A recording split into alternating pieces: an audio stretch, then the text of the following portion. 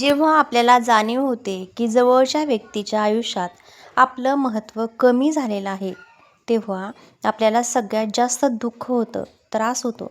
तर अशा वेळी त्या व्यक्तीबरोबर या 3 गोष्टी करून पहा. नंबर 1, त्या व्यक्तीबरोबर भांडत बसू नका. ती व्यक्ती तुम्हाला का महत्त्व देत नाही या विषयावर त्या व्यक्तीसोबत अजिबात वादावाद घालू नका. या जगामध्ये कोणीही बिझी नसतं. सगळं काही प्रायोरिटीजवरती अवलंबून असतं.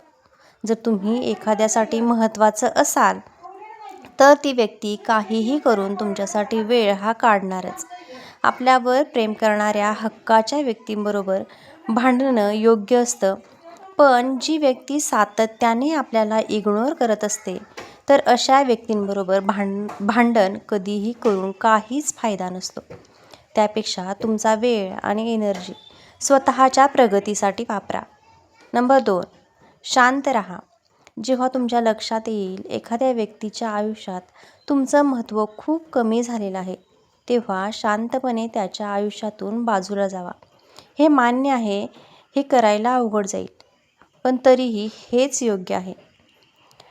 आपला पॉईंट सिद्ध करण्याऐवजी शांत राहिलेलं कधीही चांगलं. कधीकधी शांत राहणं सर्वात मोठं उत्तर असतं आणि हीच आपली शांतता समोरच्याला सगळ्यात जास्त त्रास देते. स्वार्थी लोकांना शांत राहून उत्तर देणं म्हणजे सर्वात बेस्ट उत्तर असतं.